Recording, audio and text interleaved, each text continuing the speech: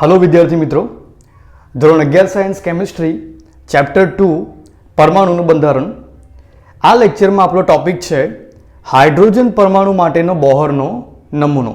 સાંભળજો, Bohr's model of hydrogen atom. Niels Bohr નામના સાયન્ટિસ્ટે હાઇડ્રોજન પરમાણુની રચના એટલે હાઇડ્રોજનનો પરમાણુ કેવી રીતે રચાયેલો છે તે અને તેનો વર્ણપટ આ બંનેની સમજૂતી 1913 આપી અને એને કહેવામાં આવે છે હાઇડ્રોજન પરમાણુ માટેનો બોહરનો નમૂનો। હવે આ જે નમૂનો હતો એ 4 અભિધારણાઓ જેને કહેવામાં આવે છે બોહર્સ પોસ્ચ્યુલેટ, યાદ રાખજો, બોહરની અભિધારણાઓ કહેવામાં આવે છે તેના ઉપર આધારિત હતો અને જે 4 મુદ્દાઓ બોહરે આપ્યા તે આપણે હવે જોઈએ। પહેલો મુદ્દો આપ્યો, હાઇડ્રોજન પરમાણુમાં રહેલા ઇલેક્ટ્રોન કેન્દ્રની આસપાસ વર્તુળાકાર પથ પર ચોક્કસ ત્રિજ્યા અને ઉર્જા સાથે ફરે છે અને આ પથ કક્ષા અથવા સ્થિર અવસ્થા અથવા માન્ય ઉર્જા સ્તર કહેવાય। બોહરે પહેલેથી જ ક્લિયર કરી દીધું કે કેન્દ્રની આસપાસ જે ઇલેક્ટ્રોન જે છે એ ફિક્સ કરેલી કક્ષાઓની અંદર શું કરે છે, ઘૂમે છે અને આ ફિક્સ કક્ષાઓ જે છે એમને કહેવામાં આવે છે કક્ષા, કાં તો પછી સ્થિર અવસ્થા, કાં તો પછી માન્ય ઉર્જા સ્તર। અને આ કક્ષાઓ કેવી હોય છે, વર્તુળાકાર, એટલે વર્તુળાકાર પથમાં ઇલેક્ટ્રોન કેન્દ્રની આસપાસ ઘૂમતો હોય છે। આવું બોહરે પહેલા મુદ્દામાં કહ્યું, એટલે પહેલી અભિધારણામાં કહ્યું। બીજું, કક્ષામાંના ઇલેક્ટ્રોનની ઉર્જા સમય સાથે બદલાતી નથી, પરંતુ જ્યારે ઇલેક્ટ્રોનની નીચી ઉર્જા ધરાવતી કક્ષામાંથી ઊંચી ઉર્જા ધરાવતી કક્ષામાં જાય છે ત્યારે ઉર્જાનું અવશોષણ કરે છે અને ઊંચી ઉર્જા ધરાવતી કક્ષામાંથી નીચી ઉર્જામાં જાય છે ત્યારે ઉર્જાનું ઉત્સર્જન કરે છે। શું કહ્યું કે આ જે ઇલેક્ટ્રોન જે વર્તુળાકાર કક્ષામાં ફરે છે એ દરેક કક્ષાની ઉર્જા કેવી છે, ફિક્સ છે, એટલે સમય સાથે એમાં ફેરફાર થતો નથી। પણ જો ઇલેક્ટ્રોન નીચલી ઉર્જા કક્ષામાંથી જો ઊંચી ઉર્જા ધરાવતી કક્ષામાં જ્યારે સંક્રાંતિ કરે એટલે કૂદકો લગાવે તે વખતે એને શું લેવું પડે, એનર્જી લઈને આ જવું પડે, એનર્જી લેવી પડે એટલે શોષણ કરવી પડે, એટલે લખ્યું છે કે અવશોષણ કરીને એ ક્યાં જશે, નીચી ઉર્જા ધરાવતી કક્ષામાંથી ઊંચી ઉર્જા ધરાવતી કક્ષામાં જશે અને પછી જ્યારે તે ઊંચી ઉર્જા ધરાવતી કક્ષામાંથી નીચી ઉર્જા ધરાવતી કક્ષામાં પાછો આવશે ત્યારે ઉર્જાનું ઉત્સર્જન કરશે। આવું બીજા નંબરની અભિધારણામાં લખેલું છે। આગળ, બે સ્થિર અવસ્થાઓ વચ્ચે ઉર્જાનો ફેરફાર। હવે આ સમજો, ખાસ કરીને ફરી બોલી દઉં છું, સ્થિર અવસ્થાનો મતલબ થાય છે માન્ય કક્ષા, માન્ય ઉર્જા સ્તર, જેની અંદર ઇલેક્ટ્રોન કેન્દ્રની આજુબાજુ ઘૂમતો હોય છે તે। તો અહીંયા એવું કહેવા માગે છે કે બે કક્ષાઓ વચ્ચે ઉર્જાનો ફેરફાર આ સૂત્ર દ્વારા આપી શકાય છે અને આ સૂત્રને કહેવામાં આવે છે બોહરનો આવૃત્તિ નિયમ। પણ જો આપણે આ સૂત્ર કેવી રીતે બન્યું તે જરા જોઈશું। સાંભળજો, તમને હું એવું સમજાવી ચૂક્યો છું કે શું, જ્યારે ઇલેક્ટ્રોન એક નીચલી ઉર્જા ધરાવતી કક્ષામાંથી ઊંચી ઉર્જા ધરાવતી એટલે ઊંચી ઉર્જા ધરાવતી કક્ષામાં જ્યારે જાય છે ત્યારે માનો કે આ કક્ષાની ઉર્જા છે E અને બીજું બહારથી એને ડેલ્ટા E જેટલી એનર્જીને શોષણ કરી અને પછી એ ગયો ઉપરની ઉર્જા સ્તરમાં, તો અહીંયા આગળ ઉર્જા બની ગઈ E પ્લસ ડેલ્ટા E। કેટલી બની ગઈ? E plus delta E। આ વધારે ઉર્જાવાળું ઉર્જા સ્તર છે અને આ ઓછી ઉર્જાવાળું ઉર્જા સ્તર છે। હવે જો આ બંનેનો ફેરફાર કેટલો થાય, ફેરફાર તમે લેવા જશો તો શું મળશે તમને, ડેલ્ટા E।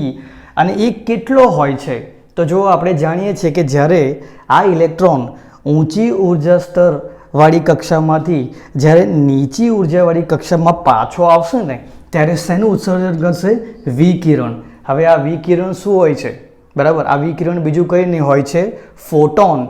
એટલે આમ જોવા જઈએ તો આ બંને જે કક્ષાઓ છે એમની વચ્ચે ઉર્જાનો ફેરફાર બીજું કંઈ નહીં, ફોટોનની ઉર્જા જેટલો હોય છે।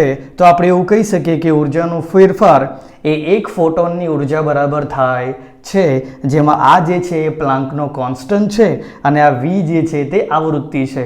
હવે આવૃત્તિને તમે સૂત્રનો કરતા બનાવો તો આ પ્રમાણેનું સૂત્ર તૈયાર થાય અને એટલા માટે એને કહેવામાં આવે છે આવૃત્તિનો નિયમ. આ છે ત્રીજી અભિધારણા બોહરની. ચોથા નંબર પર બોહરે શું કહ્યું? ચોથા નંબર પર બોહરે કહ્યું કે એ જ કક્ષાઓ માન્ય ગણાશે, એટલે ઇલેક્ટ્રોન એવી જ કક્ષાઓમાં ભ્રમણ કરશે જેમાં ઇલેક્ટ્રોનનું કોણીય વેગમાન, હવે સાંભળજો ધ્યાનથી, જો કોઈ પદાર્થ સીધી રેખામાં ગતિ કરતો હોય તો એના માસ અને વેગનો ગુણોત્તર જે છે એ રેખીય વેગમાન કહેવાય. પણ જો કોઈ પદાર્થ વર્તુળાકાર માર્ગમાં ગતિ કરતો હોય, સર્ક્યુલર મોશન કરતો હોય, ત્યારે યાદ રાખજો અહીંયા આગળ ઇનર્શિયાનો માસની જગ્યા પર શું આવશે? ઇનર્શિયા. અને આ સીધી રેખાની જે રેખીય ગતિ છે એની જગ્યા પર કઈ આવશે? ઓમેગા આવશે. ઓમેગા એટલે કોણીય ગતિ આવશે. અને યાદ રાખજો કે ઇનર્શિયા અને કોણીય ગતિ એ બંનેનો ગુણાકાર જે છે એ કહેવામાં આવે છે શું? એંગ્યુલર મોમેન્ટમ, એટલે કે કોણીય વેગમાન. અને કોણીય વેગમાનનું જે સૂત્ર જે છે તે MEVR, આ તમે ફિઝિક્સના ચેપ્ટર નંબર 3, 4, 5, 6 જે મિકેનિક્સનો ભાગ છે તેમાં ભણશો. પણ હમણાં સિમ્પલી એટલું યાદ રાખો કે જેવી રીતે રેખીય વેગમાન સીધી રેખામાં ગતિ કરતા પદાર્થ માટે હોય છે, તે જ રીતે જ્યારે કોઈ પદાર્થ જે છે વર્તુળાકાર માર્ગમાં ગતિ કરે છે ત્યારે શું હોય છે? તેનું કોણીય વેગમાન હોય છે. તો અહીં બોહરે ચોથા મુદ્દામાં એવું કહ્યું કે એવી જ કક્ષાઓમાં ઇલેક્ટ્રોન ભ્રમણ કરી શકશે જેનું કોણીય વેગમાન જે છે h/2πના ગુણાંકમાં હોય. એટલે તમે અહીંયા એનની જગ્યા પર 1, 2, 3 કંઈ પણ મૂકી શકો છો, પણ એની સાથે h/2π કોણીય વેગમાનનું ગુણાંક હોવું જોઈએ. તો આ 4 અભિધારણાઓ ઉપર હાઇડ્રોજન પરમાણુ જે છે એની રચના બોહરે સમજાવવાનો પ્રયત્ન કર્યો, જેને કહેવામાં આવે છે બોહર્સ મોડલ ઓફ હાઇડ્રોજન એટમ. હવે બોહરના નમૂનાની જે ઘણી બધી વાતો છે તે વાતો તમને આગળ જે સ્ટાન્ડર્ડ્સ છે, મીન્સ BSc અને MScના જે સ્ટાન્ડર્ડ્સ છે ત્યાં તમને જોવા મળશે. એવી રેફરન્સ બુક્સ છે જેની અંદર આ ડિટેલ આપેલી છે. પણ અત્યારે આ જે બોહરની અભિધારણાઓ હતી એની ઉપરથી આપણને જરૂરી એવા મુદ્દાઓ પર આપણે ચર્ચા કરીએ જેના ઉપરથી તમને નીટ અને JEE જેવી એક્ઝામના ક્વેશ્ચન પણ આવી શકે છે. તેમની ઉપર આપણે ચર્ચા કરીએ. શું હતું? તો કે નીલ બોહરનું જે હાઇડ્રોજન એટમનું જે મોડલ હતું એના ઉપરથી કેટલાક મુદ્દાઓ હતા જે બોહરે આપ્યા, જેની પર આપણે ચર્ચા કરીએ છીએ. નંબર 1, સ્થિર કક્ષાઓને બોહરે 1, 2, 3, 4 એમ શું કરી દીધું? નંબરિંગ આપી દીધું. સમજાવું કેવી રીતે? અહીંયા જો આ કેન્દ્ર છે, આ પહેલી કક્ષા, આ બીજી કક્ષા, આ ત્રીજી કક્ષા, તો આવી રીતે નંબરિંગ આપી દીધું 1, 2, 3. એનો મતલબ થાય આ પહેલી સ્થિર અવસ્થા, આ બીજી સ્થિર અવસ્થા, આ ત્રીજી સ્થિર અવસ્થા, આવી રીતે નંબરિંગ આપી દીધું. અને નંબર્સને કહેવામાં આવ્યા પ્રિન્સિપલ ક્વોન્ટમ નંબર, મુખ્ય ક્વોન્ટમ આંક. આ બોહરે આપી દીધું. નંબર 2, સ્થિર કક્ષાઓની ત્રિજ્યા પણ ગણી કાઢી કે કેન્દ્રથી આ જે પહેલી સ્થિર અવસ્થા છે એની રેડિયસ આ સૂત્ર દ્વારા આપી શકાશે. બીજી જે છે એની આ રેડિયસ એ પણ આ સૂત્ર દ્વારા આપી શકાશે. બસ કરવાનું શું? અહીંયા જે n આપેલું છે એ બીજા માટે અહીંયા 2 મૂકવાનું, ત્રીજા માટે અહીંયા શું મૂકવાનું? 3 મૂકવાનું. હવે તમે વિચારો કે જે સૌથી પહેલી છે જ્યાં આપણે અહીંયા n બરાબર 1 મૂકીએ ત્યારે આન્સર શું મળે? અહીંયા 1 મૂકો તો 1² = 1. 1નો સ્ક્વેર શું થઈ જવાનો છે? ત્યાં 1 જ થઈ જવાનો છે. એટલે A0 જેટલું મળે. અને A0ની વેલ્યુ હોય છે 52.9 પિકોમીટર.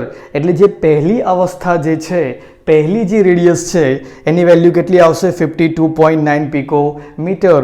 અને આ રેડિયસને કહેવામાં આવી બોહર રેડિયસ, બોહરની ત્રિજ્યા. બીજું, હવે વિચારો કે જેમ જેમ nની વેલ્યુ વધતી જશે, જેમ જેમ n 1, 2, 3, 4 આગળ વધતો જશે, તેમ તેમ ત્રિજ્યા વધારે ને વધારે શું થતી જશે? મોટી થતી જશે. એટલે આ યાદ રાખજો, અહીંયા લખ્યું છે કે nની વેલ્યુ જેમ જેમ વધશે તેમ ત્રિજ્યા પણ વધતી જશે. આગળ હવે દરેક ત્રિજ્યા જે છે એની એનર્જી કેટલી હોય એનું સૂત્ર પણ અહીંયા ડિફાઇન કરી દીધું. એનું સૂત્ર પણ આપી દીધું. કેવી રીતે? કે તમે દરેક સ્થિર અવસ્થામાં જો ઉર્જા શોધવી હોય, એ સ્થિર અવસ્થાની ઉર્જા તમારે જાણવી હોય તો તમે આ સૂત્ર દ્વારા જાણી શકો છો. સૂત્ર છે -RH 1/n². તમારે કંઈ નથી કરવાનું. જો પહેલી સ્થિર અવસ્થાની ઉર્જા જાણવી હોય તો n બરાબર 1 મૂકો. બીજી અવસ્થાની ઉર્જા જાણવી હોય તો n બરાબર 2 મૂકો. હવે પહેલી જે અવસ્થા છે એમાં અહીંયા n બરાબર 1 મૂકતા જે ઉર્જા મળે છે તે ધરા સ્થિતિની ઉર્જા કહેવાય. કેમ કે પહેલું જે સ્થિર કક્ષા જે છે, પહેલી સ્થિર અવસ્થાને શું કહેવાય છે? ધરા સ્થિતિ, ગ્રાઉન્ડ સ્ટેટ કહેવામાં આવે છે. એની ઉર્જા એ સૌથી લઘુત્તમ ઉર્જા હોય છે. આ યાદ રાખજો. હવે તમારે બીજા સ્તરની શોધવી હોય તો 2 મૂકો, ત્રીજા સ્તરની શોધવી હોય તો 3 મૂકો. RH જે છે એને રેડબર્ગ કોન્સ્ટન્ટ કહેવામાં આવે છે, જેની વેલ્યુ છે 2.18 × 10⁸. આ યાદ રાખજો, કામ લાગશે. સાથે સાથે આગળ જતા હિલિયમ પ્લસ, Li+2, બેરિલિયમ +3 આ શું છે? તો કે આ બધા એવા આયનો છે જેમાં ઇલેક્ટ્રોનની સંખ્યા હાઇડ્રોજન પરમાણુમાંના ઇલેક્ટ્રોનની સંખ્યા જેટલી જ થાય છે. જો તમે ચેક કરો, લિથિયમ +2માં ઇલેક્ટ્રોન કેટલો હશે? 1 હશે. બેરિલિયમ +3માં ઇલેક્ટ્રોન કેટલા હશે? 1 જ હશે. He+, હિલિયમ પ્લસની અંદર ઇલેક્ટ્રોન કેટલા હશે? 1. તો તમે આ બધા આયનોને પણ હાઇડ્રોજન પરમાણુની જેમ સરખાવી શકો અને તમે એના માટે પણ ઉર્જા અને રેડિયસ, આ બોહરના જે મુદ્દાઓ છે એના પ્રમાણે ફાઇન્ડ કરી શકો. એટલે બોહરે આવા આયનો માટે પણ ઉર્જા શોધવાનું અને ત્રિજ્યા શોધવાનું સૂત્ર આપણને આપી દીધું, જેમાં એક વસ્તુ નવું છે. શું નવું છે? આ ઝેડની વેલ્યુ. કેમ કે તમે હિલિયમ માટે કરી રહ્યા હો તો હિલિયમ જે છે એનો પરમાણુ ક્રમાંક તમારે અહીંયા લખવો પડે. લિથિયમના આયન માટે આ કામ કરી રહ્યા હોય તો તમારે લિથિયમનો પરમાણુ ક્રમાંક લખવો પડે. અને બેરિલિયમ માટે કરતા હોય તો બેરિલિયમનો પરમાણુ ક્રમાંક તમારે લખવો પડે. તો તેના દ્વારા તમે બેરિલિયમ આયનમાં ફરતા, લિથિયમ આયનમાં ફરતા કે પછી હિલિયમ આયનમાં ફરનારા ઇલેક્ટ્રોનની ત્રિજ્યા અને એ ત્રિજ્યાની ઉર્જા પણ જાણી શકો છો. તો આ કેટલાક મુદ્દાઓ હતા, જે મુદ્દા ઘણા કામના મુદ્દાઓ છે, જે 11-12 સાયન્સ જે છે એના માટે ખૂબ જરૂરી છે. હવે જો આના ઉપરથી શું ખબર પડે છે આપણને? અહીંયા જો ઉર્જા જે છે, એટલે સ્થિર અવસ્થાની જે ઉર્જા છે એના સૂત્રમાં માઇનસ આવે છે. હવે એ માઇનસ એટલે ઋણ, બરાબર.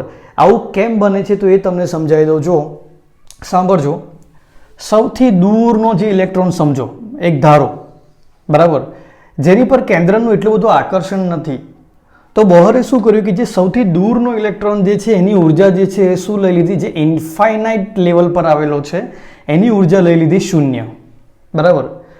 એના પછી n લેવલ પર અહીંયા જે આવેલો ઇલેક્ટ્રોન છે, જ્યારે એ ઇલેક્ટ્રોન અહીંયાથી અહીંયા ટ્રાવેલ કરશે, એટલે ઉપલા ઉર્જા સ્તરમાંથી જ્યારે નીચલા ઉર્જા સ્તરમાં આવશે ત્યારે પોતાની અંદરથી ઉર્જાનું શું કરશે?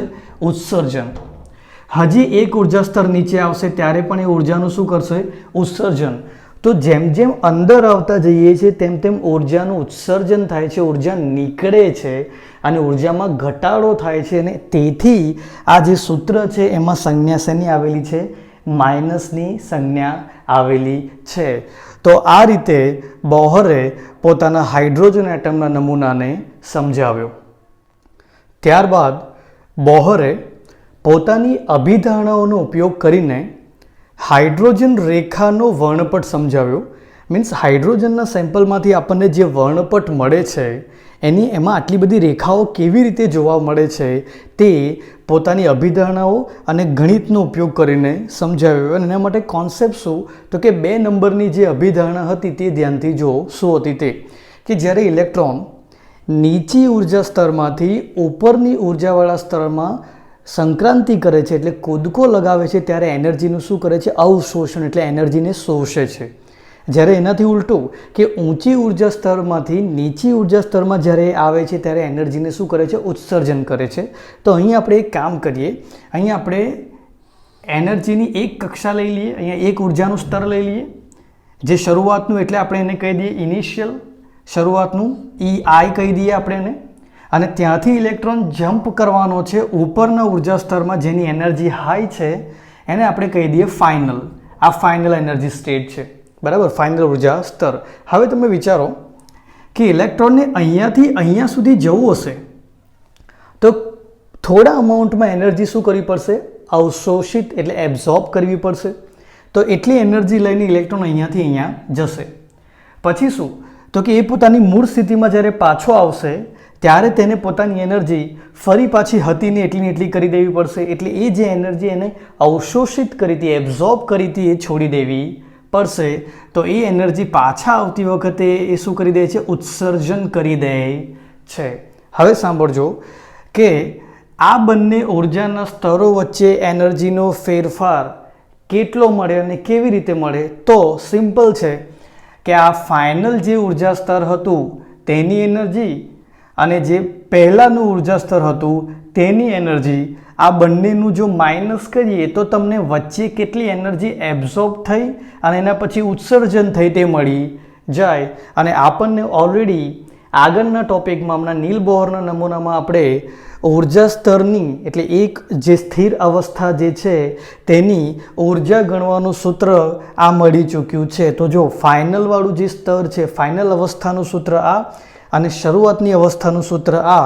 હવે આ બંને સૂત્રોને હું અહીંયા મૂક્યા પછી જો થોડું ગણિતમાં ધ્યાન રાખજો. આ માઇનસ છે, અહીંયા માઇનસ છે, આ માઇનસ છે, માઇનસ માઇનસ પ્લસ આ રીતે મૂકવાનું. બંનેમાંથી RH ને કોમન કાઢવાનું. હવે સાંભળજો, કોમન કાઢ્યા પછી જે +1/ni² છે એને મેં આગળ લખ્યું છે અને -1/nf² છે એને પાછળ લખ્યું છે. તો આ બે જે ઉર્જા સ્તરો હતા, નીચલા અને ઊંચી ઉર્જાવાળા જે બે સ્તર હતા, એમની વચ્ચેની ઉર્જાનો ફેરફાર મને આ સૂત્ર દ્વારા મળી જશે. જેમાં RH જે છે એ રીડબર્ગનો કોન્સ્ટન્ટ છે, એની વેલ્યુ છે 2.18, 2.18, 10⁻18 યાદ રાખજો, બરાબર. અને યુનિટ એકમ આવશે જૂલ. હવે સાંભળો કે આ જે બે સ્થિર અવસ્થાઓ જે છે એમની વચ્ચે જે ઉર્જાનો ફેરફાર છે એ કોના બરાબર હશે? તો ધ્યાનથી જો, અમુક ઉર્જા લઈને ઇલેક્ટ્રોન અહીંયા ઉપર ગયો અને પછી એટલી જ ઉર્જા જે છે એને છોડી દીધી. કયા ફોર્મમાં છોડી? કયા સ્વરૂપમાં છોડી? વિકિરણ સ્વરૂપમાં. અને વિકિરણ ખરેખર શું છે? ફોટોન છે, બરાબર. તો આ એનર્જી ફેરફાર બીજું કંઈ નહીં, શું હશે? ફોટોનની એનર્જી જેટલો હશે. એટલે અહીંયા મેં મૂક્યું છે HV. હવે એક કામ કરું છું, V એટલે આવૃત્તિ, આવૃત્તિને સૂત્ર કરતાં બનાવું. H જશે નીચે. H જે છે એ પ્લાન્કનો કોન્સ્ટન્ટ છે, 6.626 × 10⁻34 જૂલ ઇન્ટુ સેકન્ડ એની વેલ્યુ થાય. રીડબર્ગ કોન્સ્ટન્ટ અને Hની વેલ્યુ અહીંયા તમે મૂકશો તો આ બંનેની મેથેમેટિકલ કેલ્ક્યુલેશનનો આન્સર આટલો આવશે. અને તમે આ સૂત્ર ઉપરથી એટલે એનર્જીના ફેરફારના સૂત્ર ઉપરથી આવૃત્તિ, આ જે વિકિરણ નીકળશે એ કેટલી આવૃત્તિવાળું નીકળશે એ પણ જાણી શકો છો. અને ત્યારબાદ આપણે જાણીએ છીએ, જો વેવ નંબર, તરંગ સંખ્યા બરાબર 1/λ. બીજું એક જાણીએ છીએ આપણે c એટલે લાઇટની જે સ્પીડ છે તે, આવૃત્તિ અને તરંગ લંબાઈ વચ્ચેનો આ સંબંધ. તો હવે આપણે શું કરીએ? આવૃત્તિને સૂત્રનો કરતા બનાવીએ, નહીં તરંગ લંબાઈને સૂત્રનો કરતા બનાવીએ. તો આવૃત્તિ ક્યાં જશે? નીચે. તો જો અહીંયા તરંગ લંબાઈની જગ્યા પર મેં c/v લખ્યું. હવે હું શું કરું છું? તરંગ સંખ્યા જે છે એનું હવે મારે નવું સૂત્ર મેં બનાવી દીધું. શું બનાવ્યું? v/c. v એટલે આવૃત્તિ, આ c ને હું ઉપર લઈ આવું તો આવૃત્તિનું હવે આ નવું સૂત્ર મળે. હવે આવૃત્તિની જગ્યા પર આ v બાર એટલે તરંગ સંખ્યા, એને જો હું અહીંયા મૂકું પછી આ c ને નીચે લઈ જાઉં, રીડબર્ગ કોન્સ્ટન્ટ H અને c ત્રણેયની વેલ્યુ મૂકું તો મને તરંગ સંખ્યાનું પણ સૂત્ર મળી જશે. હવે જો સાંભળો શું થાય છે કે આપણે જે હાઇડ્રોજનનું સેમ્પલ લઈએ છીએ, જેની અંદરથી આપણે આ વર્ણપટ મેળવીએ છીએ, તેમાં પરમાણુની સંખ્યા ઘણી બધી હોય. હવે દરેક પરમાણુની અંદર આ પ્રકારની સંક્રાંતિઓ થતી હોય. અને જો અહીંયા વેવ નંબર, તરંગ સંખ્યા કેટલી બધી મળી છે, બરાબર. તો આ બધી તરંગ સંખ્યાઓ, આ બધી આવૃત્તિઓ દરેક પરમાણુઓમાંથી ડેવલપ થતી હોય અને જેના કારણે આપણને આખા વર્ણપટમાં અલગ અલગ પ્રકારની લાઈન જોવા મળે છે. અને આ રીતે રચાય છે હાઇડ્રોજનનો રેખા વર્ણપટ. હવે જોઈએ બોહરના નમૂનાની મર્યાદાઓ, કે આટલું એક્સપ્લેનેશન આપવા છતાં પણ કઈ એવી જગ્યાઓ હતી જ્યાં બોહરનો નમૂનો ફેલ ગયો. તો જો સાંભળજો. નંબર 1, હાઇડ્રોજન સિવાયના જે આયનોની આપણે વાત કરી હતી, જેમાં એક ઇલેક્ટ્રોન રહેલા હોય છે, દાખલા તરીકે હિલિયમ+, લિથિયમ +2 અને બેરિલિયમ 3+. આ બધા જે આયનો જે છે તેમની સ્થિરતા અને તેમાંથી નીકળતા જે રેખા વર્ણપટ જે છે એ બોહર સમજાવી શક્યો નહીં.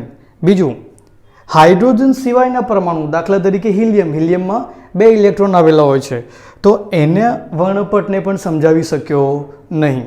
આગળ, ઝીમાન ઇફેક્ટ અને સ્ટાર્ક ઇફેક્ટ, એને સમજાવું તમને કે જ્યારે કોઈ વર્ણપટની લાઈનો પર તમે ચુંબકીય ક્ષેત્ર અપ્લાય કરો, બરાબર, ત્યારે એ વર્ણપટની જે રેખાઓ જે છે સ્પ્લિટ થઈ જાય છે, એટલે 2 ભાગમાં વહેંચાઈ જાય છે. ચુંબકીય ક્ષેત્ર અપ્લાય કરીને જો આવું તો એને ઝીમાન ઇફેક્ટ કહેવાય, અને વિદ્યુત ક્ષેત્ર અપ્લાય કરીને આવું બને તો એને સ્ટાર્ક ઇફેક્ટ કહેવાય. આવું કેમ બને છે તે નીલ બોહર સમજાવી શક્યો નહીં. આગળ, વર્ણપટને સૂક્ષ્મ રીતે સમજાવવામાં નિષ્ફળ રહ્યો. દાખલા તરીકે અત્યારે તો સ્પેક્ટ્રોસ્કોપીની એટલી સારી ટેકનિક આવી ગઈ છે કે તમે વર્ણપટને ખૂબ જ ધ્યાનથી જોઈ શકો છો, અને એની અંદર આવેલી ખૂબ નજીક આવેલી 2 લાઇન્સ, જેને કહેવામાં આવે છે ડબલેટ, આ લાઈનો આટલી નજદીક કેમ છે અને આવું થવા પાછળનું કારણ શું એ પણ સમજાવી શક્યો નહીં. આગળ, પરમાણુઓ રાસાયણિક બંધથી જોડાઈને એક અણુ કેવી રીતે બનાવે છે તેના વિશે પણ બોહર કંઈ કહી શક્યો નહીં. તો આ બધી જે ખામીઓ હતી જેના કારણે બોહરનો નમૂનો એટલો ઇફેક્ટિવ સાબિત થયો નહીં, અને જેને કહેવામાં આવે છે બોહરના નમૂનાની મર્યાદાઓ. ઓકે, હવે આપણે આ ચેપ્ટર જે છે એ 2 થી 3 લેક્ચરમાં કમ્પ્લીટ કરવા જઈ રહ્યા છે, અને ત્યારબાદ આપણે ચેપ્ટર નંબર 3 જે છે તે શરૂ કરવાના છે, અને સાથે સાથે ચેપ્ટર 4 જે છે એના ઇન બિટવીન વિડીયોઝ જે છે તે આવતા રહેશે.